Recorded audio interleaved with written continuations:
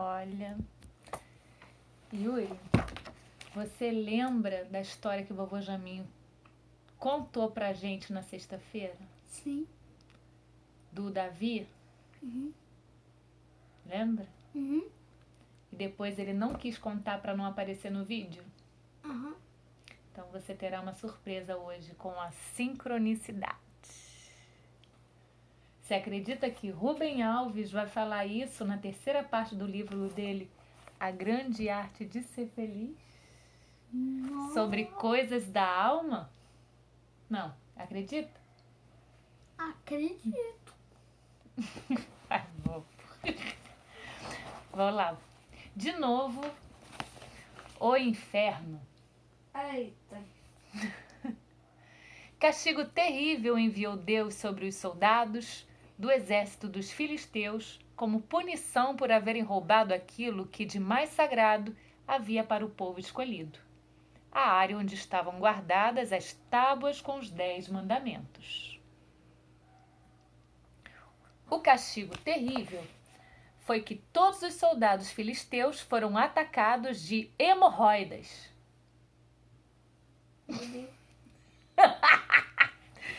E diz o texto que o seu sofrimento era tão grande que os seus gemidos eram ouvidos de muito longe. Pois se eu fosse Deus, enviaria praga parecida contra todos os que espalham boato de que ele tem uma câmara de torturas particular, para seu deleite eterno, chamada inferno.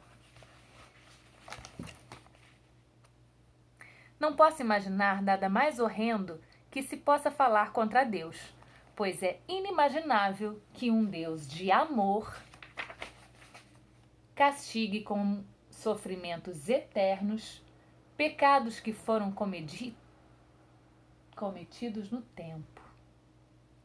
E esses maledicentes ainda justificam seus boatos dizendo que Deus faz isso por ser justo, sem se dar conta de que a justiça divina é aquilo que Deus faz para curar a sua criação de qualquer tipo de sofrimento.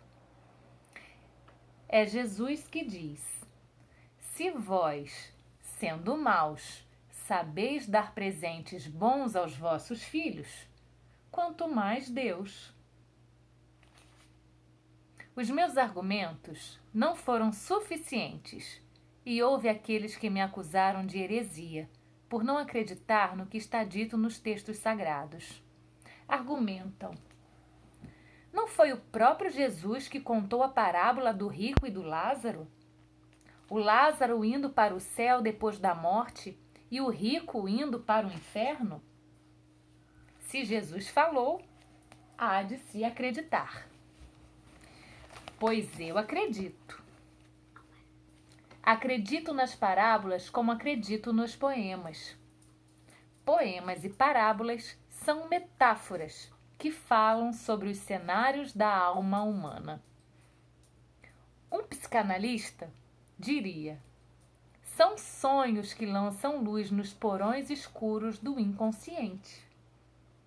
Lembro-me de uma mulher que me relatou que num sonho tinha um furúnculo dentro da cabeça. O que é isso?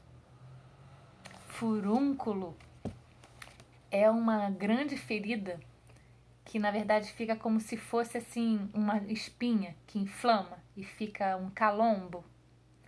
Então, assim, é bem complexo, sabe? Mas é como se fosse um calombo assim inflamado. E que normalmente tem um núcleo. E que uma vez exprimido, aquilo dali sai assim igual uma geleca, sabe? Fedorenta. Ai, é. Então ela sonhou que tinha um furúnculo dentro da cabeça, bem ao lado do ouvido. O furúnculo latejava e doía muito, até que repentinamente o furúnculo começou a vazar pelo ouvido.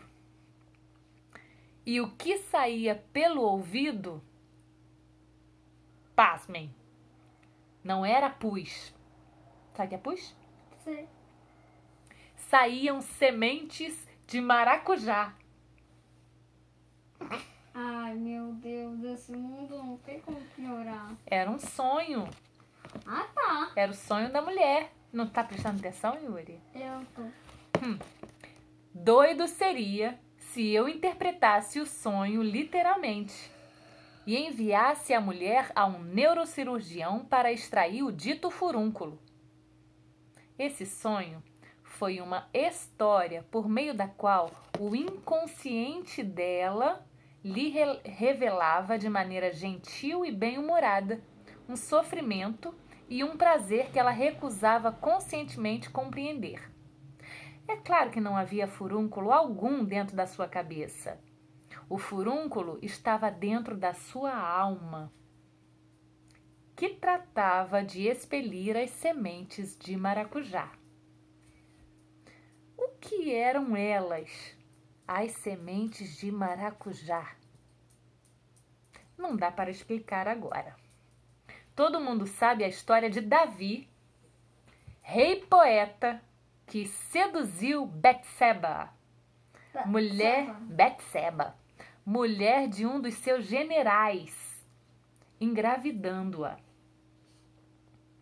Para esconder seu pecado, mandou matar Urias, marido de Betseba. Na verdade, mandou ele ir para a primeira fileira da guerra. Mandou ele ficar na primeira fila da guerra. Aprendeu isso com o vovô Jaminho, hein, Yuri? Natã, profeta, dirigiu-se ao rei e lhe contou essa parábola.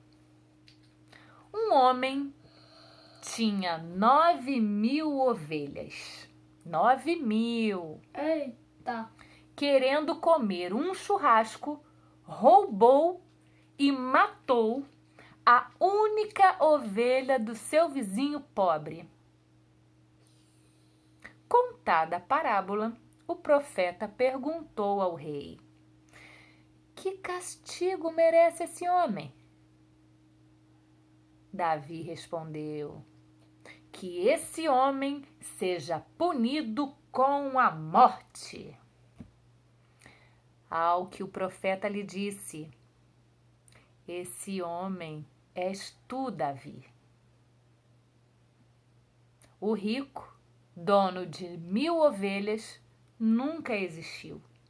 Nem existiu o pobre, dono de uma ovelha. O profeta falou por meio de metáforas. Parábolas não têm o propósito de dar informações verdadeiras do mundo de fora. O seu objetivo é revelar um mundo de dentro. O mesmo é para ser dito das parábolas de Jesus. O filho pródigo, o filho modelo e o pai bondoso nunca existiram.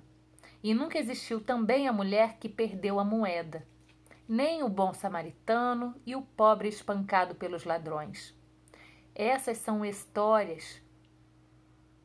Nunca aconteceram. Nunca aconteceram porque acontecem sempre na alma da gente. Quem acredita que elas aconteceram de fato em algum lugar do passado não está percebendo que elas falam sobre o que está acontecendo aqui, no presente.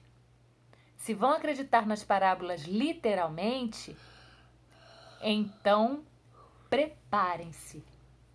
Jesus contou uma parábola de um homem que ia se casar com 10 virgens numa mesma noite. Isso está em Mateus 25, do 1 ao 12. Eita. Se essa parábola for interpretada da mesma forma como foi interpretada a parábola do rico e do Lázaro, literalmente, então teremos de chegar à conclusão de que o reino dos céus é um lugar machista, onde os homens se casam com 10 mulheres numa mesma noite. E se isso é verdadeiro para o reino dos céus, tem de ser verdadeiro também para a terra. A parábola do rico e do Lázaro não fala sobre um lugar exterior chamado inferno. Ela fala do fogo que jamais se acaba dentro da alma, chamado remorso. O que o rico desejava era que Lázaro molhasse sua língua no seu sofrimento.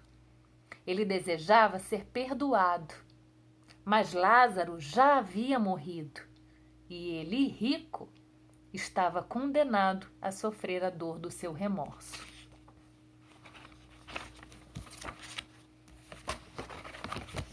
Entendido? Uhum. Viu a história do vovô Jaminho? Sim. Muito bom, né? Sim. O que a gente faz agora pro pessoal? Gratidão.